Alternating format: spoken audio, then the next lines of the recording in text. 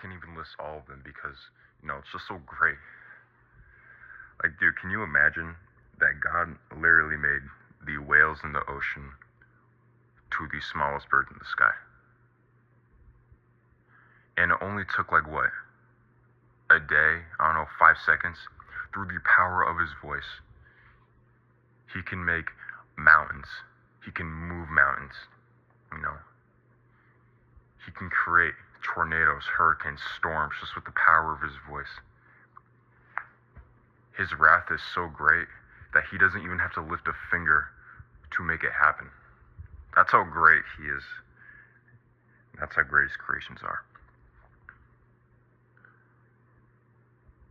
But then again,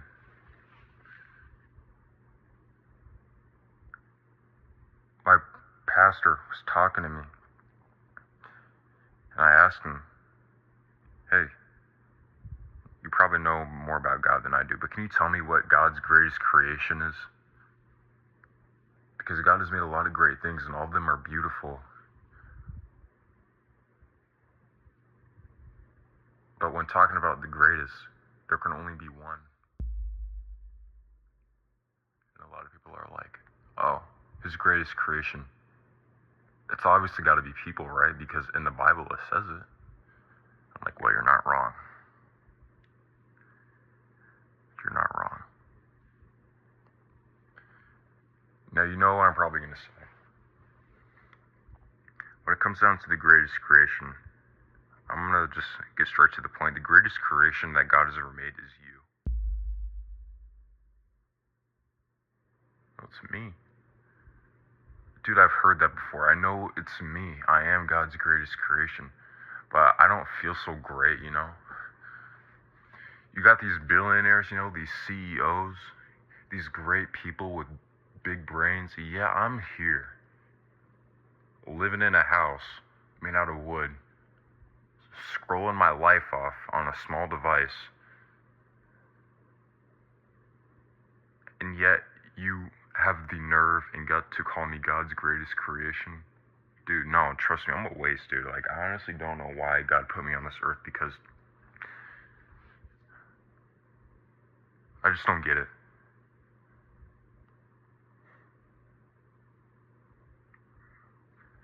Okay. I used to be like that. When I was younger, I would always go down to Florida to see my dad.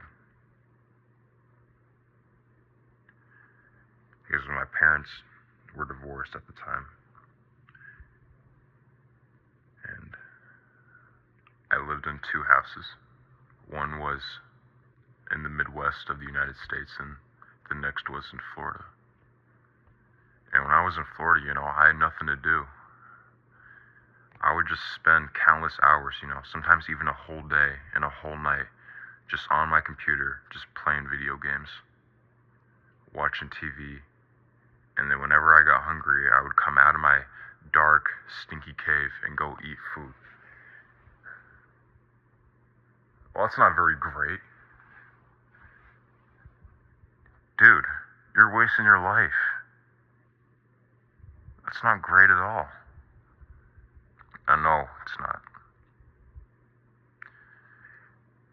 But listen, someone else is probably going through the same thing. Not exactly like that, but close enough. And yeah, one thing we gotta realize is that what God sees in you isn't just scrolling or wasting your life in your room doing things that aren't necessary. He doesn't see that within you, I'm talking about great, you look at a storm, let's say a hurricane, a giant hurricane, that hurricane's purpose is to thrive and spread and let it be known across the world. It is a giant storm. But that giant storm, it didn't start off, like that, It took time to build it up to get like that. It probably started with just a small gust of wind. meaningless to the world, while there were probably like different cyclones or greater tornadoes out there that could do more and accomplish more rather than that small gust of wind. No. But then over time, that small gust of wind, it actually did something. It took a chance to go to a different part of the world, try something new, a different area of the ocean or something. And over time, that small gust of wind grew to be something so powerful, so great that it never thought it could become that. So what I'm saying here is that the reason, you are God's greatest creation is because God sees something in you that He doesn't see in anybody else, which is your purpose, and I've discussed this in another video. But I guarantee you,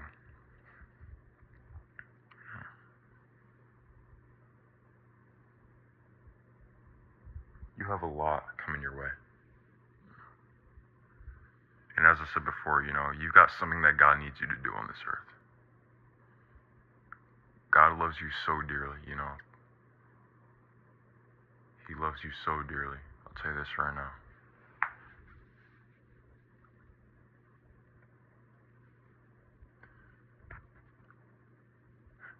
And a creator, someone who makes like a building or a skyscraper, God sees you as valuable as someone who were to make like a new invention, like, for example, like a huge city, God sees you as valuable as that.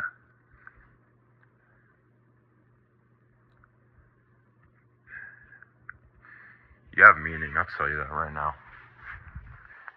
And I don't know what I'm talking about right now, to be honest. I think that God may just be speaking through me right now, but